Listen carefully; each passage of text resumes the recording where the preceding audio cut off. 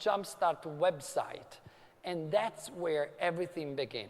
Now, how many of you doesn't know what the Hyperloop is? Please raise your hand. Don't be shy. We're among friends. So 1, 2, 3. OK, security, remove these people from the audience. What's happening? Where have you been? I will show you a video for that. In 2013, Elon Musk No. published his The audio vision. has to be up. Thank you. Once again.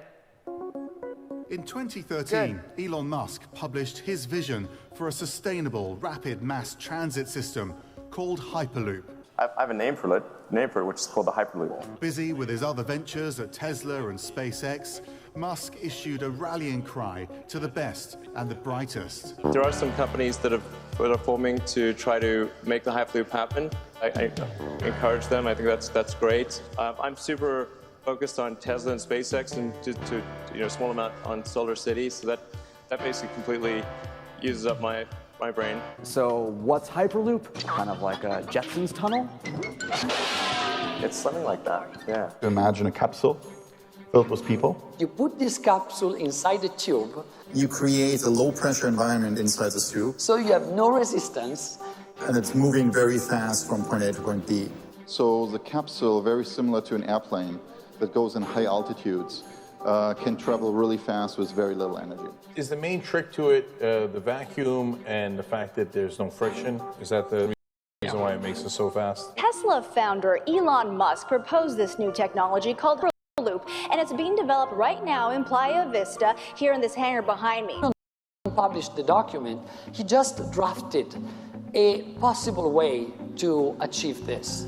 2 months later, my business partner, Dirk Alborn, a genius German entrepreneur, took this document, published in our website, Jumpstart Found, and did a call to action. There was a great project, a great idea, and Elon actually said he wanted someone else to take it on. He wanted to make this happen. It's the first company that used crowdsourcing to solve one of the biggest problems of humanity, that is transportation.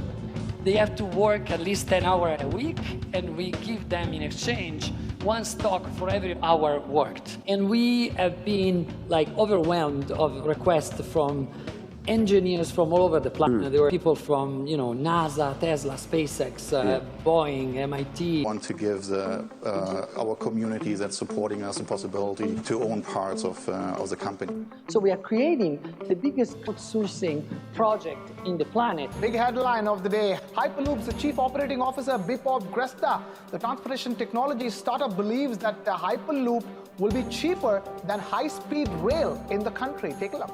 Be turning our back on all of this and looking at a totally different technology. Dirk Alborn says yes. Hyperloop, transportation technology CEO. Dirk, we thought of you right away. The business model that we developed is not based on tickets only. Tickets can be used as a way to regulate traffic. There are so many new ways to monetize users. We are able today to announce at the World Economic Forum the actual filing of the construction permit to the Kings County. From dream to reality, the Hyperloop, the vacuum tube transport company that wants to connect San Francisco and Los Angeles at 700 as little as 4 years. Bipop Gresta is Hyperloop Transportation Technology COO and Deputy Chairman. He joins me out here today. It's good to see. Thank you, Kelly. And I'm learning a lot about the Hyperloop being out here. Can you imagine and walk us through what it might be like to travel at the speed of sound? It's not going to be much different than sitting in an airplane, actually. In railroads, most accidents were all human factors. Plus, a lot of the derailments are actually happened because something's on the track. So we're in a closed system. We're completely managed by a computer system. Will the Hyperloop kill the railroad? The Hyperloop is going to do to the US what the railroads did in the 1800s. It will change the way we live. It's possible today. It's based on existing technologies. Is it visionary? In 30 years' time, will you and I be sitting on our rocking chairs going, well, we talked about it then, and he did it? Traveling by Hyperloop is going to be the future. They're making it. Okay, so more clear now, a little bit? Okay, thank you. So, how many of you doesn't think Hyperloop will be doable? Please raise your hand. One of you, you still don't think about it. Okay, I will try to convince you. Okay, first thing you have to understand about the Hyperloop. Wow, I wasn't expecting that. That is created by using existing technologies. So it's not that complicated to build an Hyperloop. I know that it's a big assumption, but if you compose the single elements, it's not that complicated. Let's start to analyze how are we building it. The first element that you have to understand between a rail and a Hyperloop. The rail is very inefficient. It sucks. Wait. Sorry. It sucks. Why? Because you have to electrify miles of rail. You have to put a lot of things like electrifications. If you are building an high-speed rail, you also have to bring it to superconductivity. Means you need a lot of energy, okay? And this result in inefficiency. And what does it mean? That we have to maintain it with subsidies because there's no ticket that can actually repay neither the building or the maintenance. The Hyperloop is a completely different system. You have a tube, you put this capsule inside the tube, you suck out the air, and you levitate it somehow. Now, we discovered while we were developing this system that the only real tough challenge that we've had is the levitation, because all the system right now that exists in the planet has a very inefficient way to levitate things. They use electricity. But we found a way to levitate it, and it was already built inside a lab. It's called Lawrence Livermore Lab. And this problem has been solved in '95 through an amazing professor, Richard Post. Using magnets to move and elevate trains is not a new thing. But this method hasn't been efficient enough to make sense on a large scale. The primary reason? Simple. A vast amount of energy is required to power the system. 20 years ago, a team of engineers from Lawrence Livermore Labs began the work that would solve those problems. For more than 2 decades, they've researched a full-scale functioning prototype. And in that time, they discovered how to arrange magnets over an aluminum track in such a way that the track uses almost no power, making it much more efficient. At Hyperloop, we've picked up where they left off, adapting that revolutionary system for commercial use. There are several ways in which our system, using passive magnetic levitation, is more efficient than maglev technology currently in use. Let's start with efficiency. Regenerative braking during deceleration recovers much of the energy used for acceleration. Power stations are not required along our track, making our system more affordable to build than previous levitation systems. Let's talk about safety. Only when the pod slows and returns to a safe speed will it gently touch down on the track once again. A comfortable match with our magnetic levitation system. At a slow, comfortable speed, the capsule rises up from the track. This levitation remains steady and constant through the duration of the journey. We find the smartest technologies and look for ways to improve them. You'll find this approach repeated over and over within every aspect of HTT innovation. Passive magnetic levitation.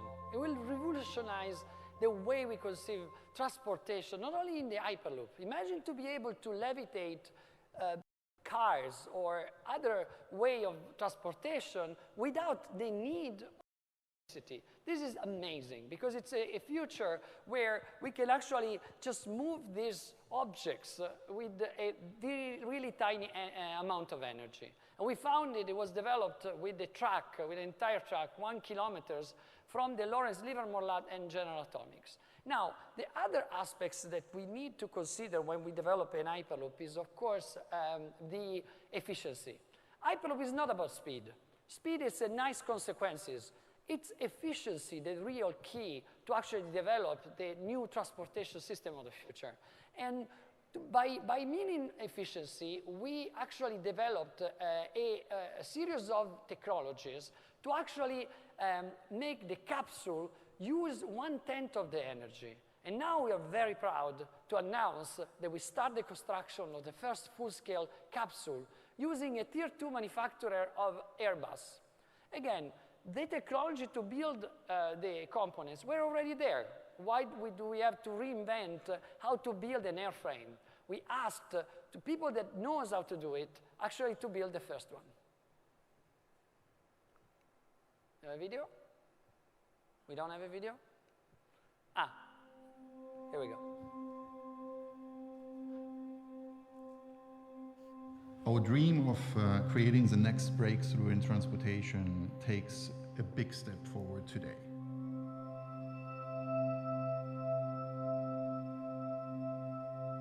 Carburis is a consolidated leader in the structural composites world with over 15 years of experience in developing and manufacturing structural composites. With over 1,000 employees, 8 manufacturing plants and 5 engineering centers, it is the perfect partner for HTT to capitalize on this knowledge and become one of our great partners. This is a fascinating project for us, and we will show our expertise, our technology around the world. Using passive magnetic levitation and a low-pressure tube, we are building a safer, more efficient way to move people forward. And now, 3 years later, after countless designs and thousands of hours, we're turning our dream into reality.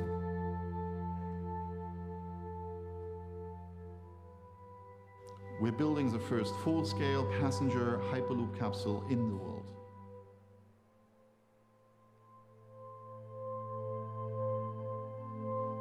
So imagine to be inside this capsule. It's like a size of an airplane. It's basically a comfortable and similar to a journey of an airplane without the problem of an airplane. Now, when I talk about efficiency, I talk about being able to combine a series of renewable energy. And when I say renewable energy, I mean solar, wind, kinetic energy, because the capsule that moves generates electricity, regenerative braking, because the capsule that stops actually can generate electricity, and also in climates where solar panels are not efficient, we use geothermal. The combination of this technology allows you to produce up to 30% more energy than we consume. And it's also applicable for transport of freight and cargo. So imagine how our world can change when we can transport efficiently and safely the passenger and freight at a reduced cost. We cost less than a metro or a high-speed rail. But also in efficiency, the efficiency can actually be benefiting on the maintenance part, because not using electricity by moving the capsule allows you to save a lot of money. Now, we are actually designing a frictionless station. Everything can be done using data mining and by conceiving a system that can depart every 40 seconds. We can also, depending on the speed profile, speed up this system. It means loading a capsule in 7 minutes and then departing it every 30 seconds. You can have a throughput of 164,000 people a day with one tube. Imagine that between Los Angeles and San Francisco, there are 7.8 million people traveling each year. We can substitute the entire flight industry between Los Angeles and San Francisco 4 times with one tube. But we can also design the system to scale up. This is a Chinese project where we are building it under an highway. This is another project where we are building it on top of a rail. And this is how we scale up. It's like a Lego. Imagine that you can add the tube up to 7. In a complete system like this, you can have up to 600 million people a year. So I know in India, you're growing a lot, right? You're doing a lot of babies. It's not a problem. We have a system to actually transport it in the future. And we are also sustainable. We look at designs that actually can be embedded and be part of the environment, because we don't have to actually continuously build a giant architectonic barrier like the rails, for example. The stations are completely frictionless, and we are analyzing how to actually enhance the user experience by actually benefiting of a limit of a human eye. Inside the capsule, we can't have windows, but we can have something better. High-definition screen that can simulate reality. What does it mean? It means that you can look out and you can see a slow version of reality, or maybe something else. By using motion capturing, the system can actually reposition the windows as soon as you move your head. And this is basically reality. Where do you want to go? You want to go to Paris? You want to go to the time of the mirages? we can bring you there. We can bring you to the future. But this is not only a new way to transport people, it's a new generation of transportation systems that doesn't require ticket. Because with this system, you can actually monetize users in a different way. And we discovered something very weird. Young people doesn't like to pay. It's weird, trust me.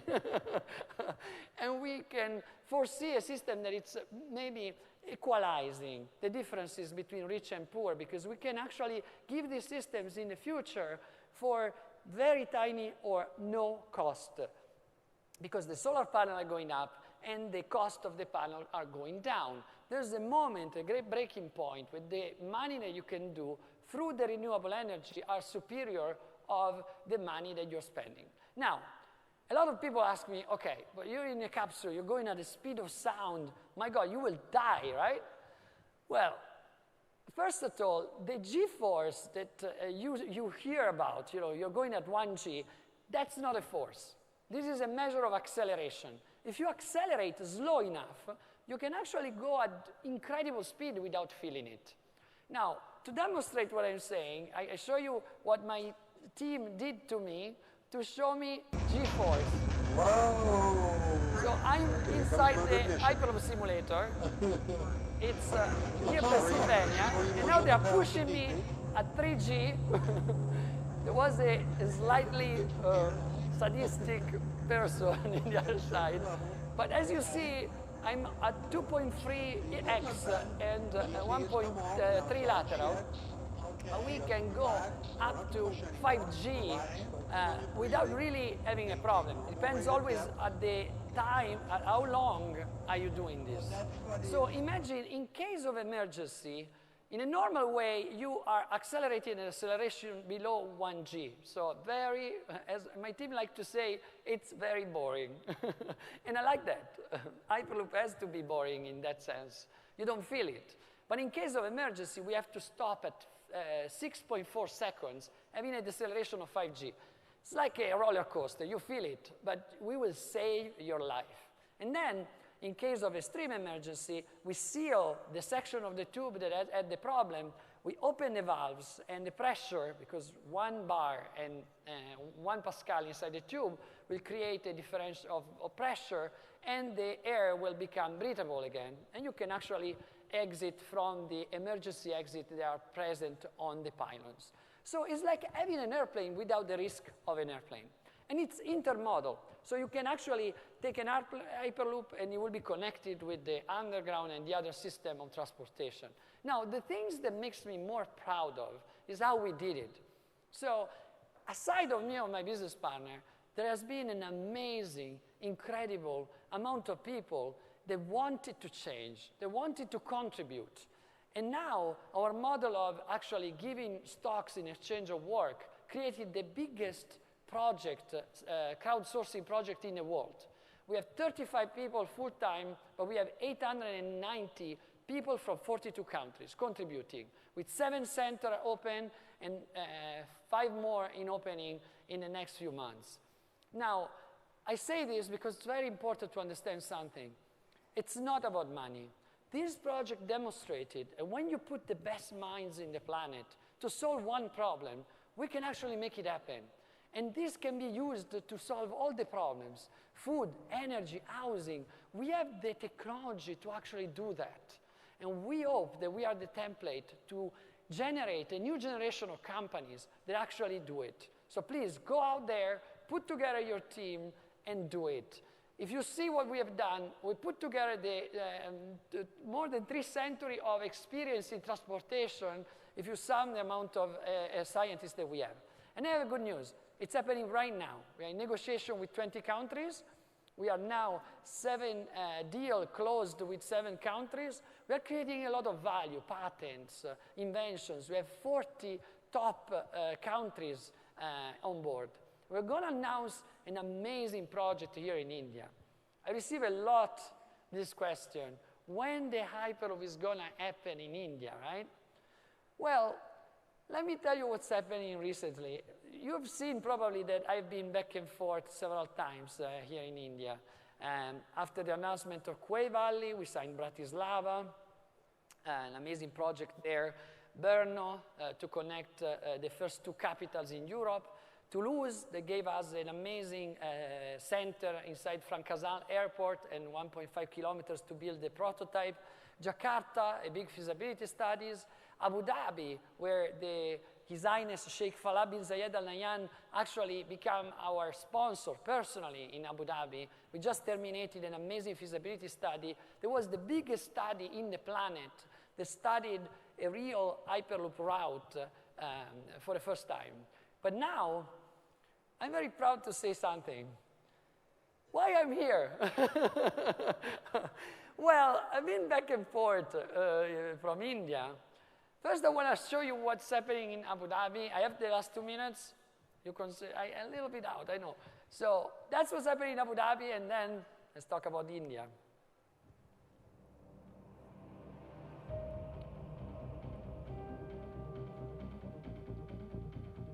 Thanks to the visionary heritage of its founding father, Abu Dhabi has bloomed to become a world-class capital of innovation. Abu Dhabi is developing initiatives to launch the fourth industrial revolution. It will produce abundant green energy and be powered by limitless mobility. At Hyperloop Transportation Technologies, we have a vision for the future of the city. We share with Abu Dhabi the same transformative mission and elite standards. We value engineering excellence, human-centered design, and a culture of open collaboration to serve our common goals, attract corporate investment, engage communities, and enhance the quality of life. In a matter of minutes, the Hyperloop will allow Emirati citizens to be here and there in every part of the unified nation, and all the high-speed connecting routes will converge towards the capital. By welcoming a full-scale Hyperloop prototype, Abu Dhabi will be the first city in the world to deliver the next breakthrough in transportation. It will inspire both engineers and visitors from around the world to experience, to learn, and to collaborate. Together with Hyperloop Transportation Technologies, Abu Dhabi will show to the planet the shortest, fastest, and greenest route to the future. Abu Dhabi, the future is prototyped here. So that's the proposal for the Abu Dhabi government, but I'm here to actually say we've been, after meeting Modi and Nitin Gadkari, two amazing people, and I've been also traveling a lot around India to discuss route, to meet chief ministers. I've been in Andhra Pradesh, Maharashtra, I've been in Jharkhand, Odisha, I've been in Goa, and I've been talking about possible routes. Imagine Mumbai-Pune, instead of 2 hours and 40, being able to do it in 13 minutes. Imagine to be able to do Mumbai-Nagpur instead of 13 hours in 40 minutes. Imagine what it will be to do Mumbai-Nagpur using the other corridor and being able to do in 58. And so on. We are analyzing all the routes with different chief ministers. We have different projects on the table, 5 different projects on the table. Well, 2 of them, we are very near to announce something here in India. We are working with a team of 14 people right now that is present in India, and we are actually very soon ready to announce something amazing. You know, the other countries are very interesting for us, but India is the market where Hyperloop can really make the difference. If you have an amazing ecosystem, and Make in India here is not a slogan, it's really, there's a government that wants to do it. So please support us, join the team, and help us make this a reality. Thank you very much for being here. Thank you. Do we have time for questions? Oh, thank you. Okay. So, questions. We do have time for 2 quick questions as well. So let's have you all raise your hands. Please introduce yourselves before directing your questions. Did I convince you now? Okay. Thank you. One there.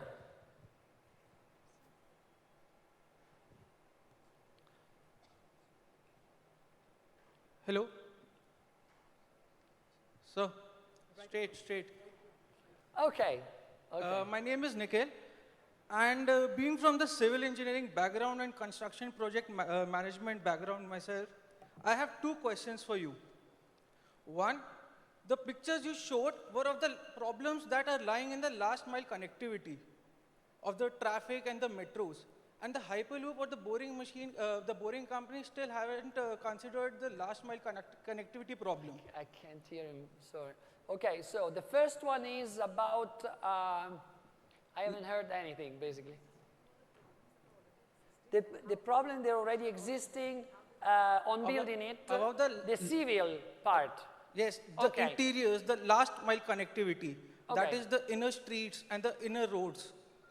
Okay, so, and the second one is the boring company, what is the relationship, if it's good or bad, right? Okay, so first, imagine if you're a farmer, okay? The model that we have right now is this, okay? I come to you, I want to build a road or a highway. I come to you and say, listen, give me your land. Sometimes we don't even ask, we just expropriate it, okay? In exchange, I build a giant infrastructure in the middle. You can't access in the other side. Are you happy? It gets better. You got, basically, your animals cannot migrate. You're happy? It gets better. I will give you back a little bit of money, some pollution, and a lot of noise. Now you're happy, right? Well, if you are a farmer, maybe 3 generations that is striving to actually get this land and to make it profitable, and we know how tough is this, right? You will fight me. And you will fight, for your father, for your parents that has built this, okay? And they're right. So what are the problems that we have right now? It's about right acquisition. Because these people have the right to actually have their proper land. Now, imagine the other proposition, the Hyperloop proposition. We go to the same farmer and say, okay, just give me a little square. Give me 5 meters per 6, okay? Depending, of course, of the height that I need, but it's an average, okay? Yeah, at the beginning I will have to work, but I can build a pylon in 72 hours. Let's say I take your land for a month, okay? But in exchange, I will build a pylon that has a cement that can absorb carbon dioxide and release oxygen.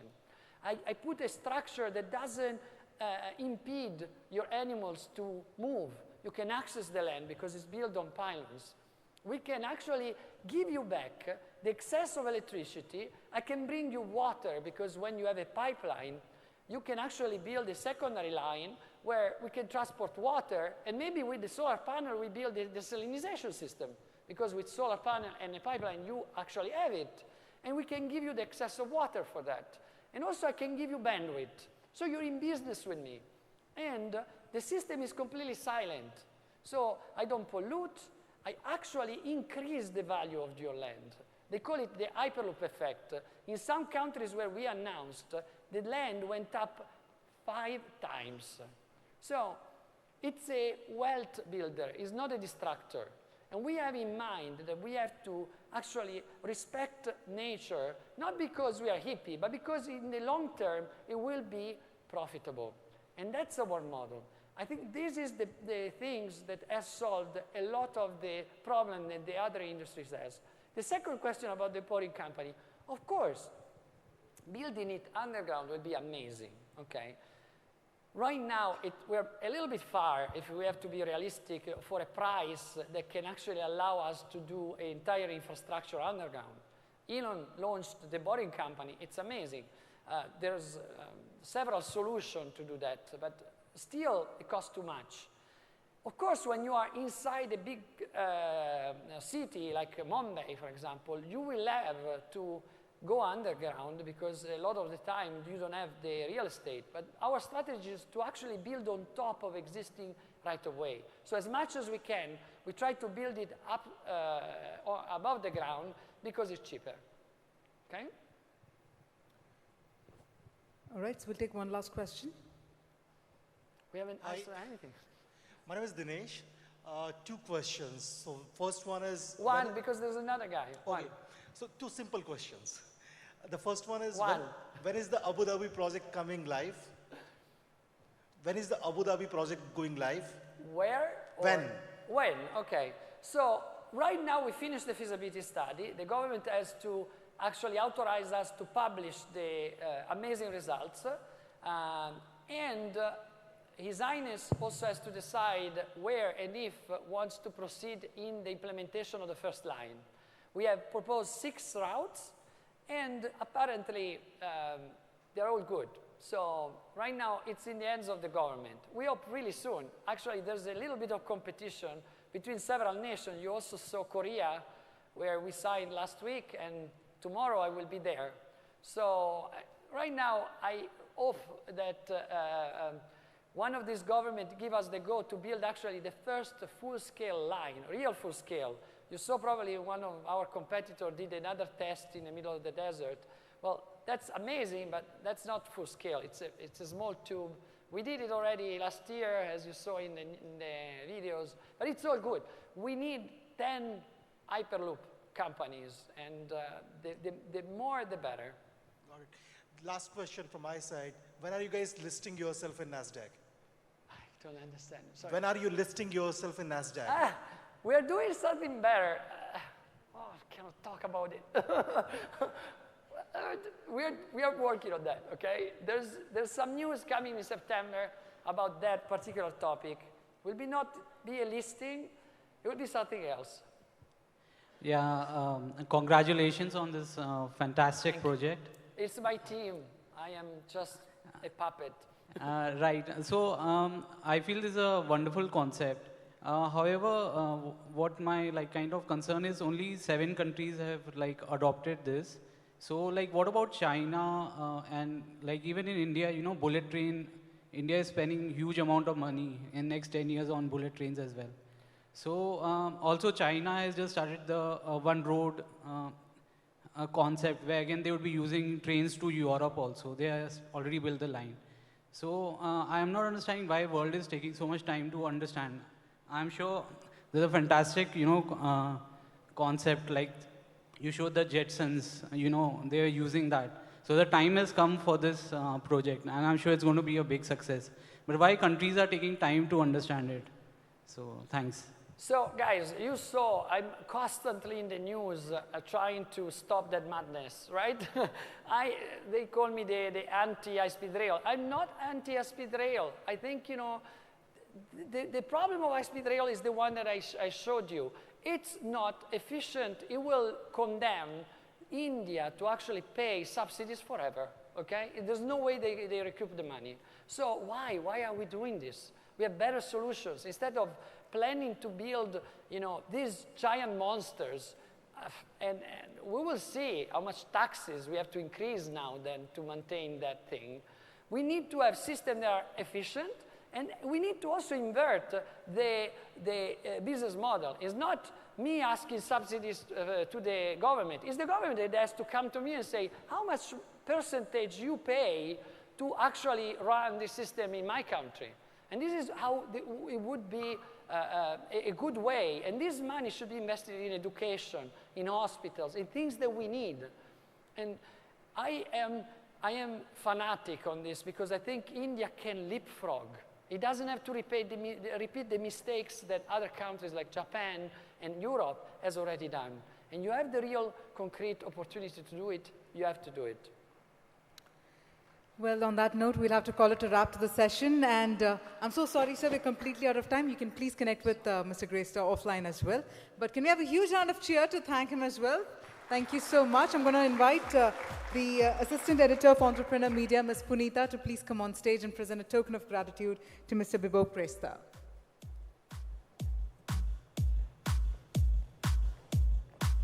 It's a dance music. Hi. Thank you. Thank you. It's a pleasure. It's a pleasure. Thank you. Oh, wow.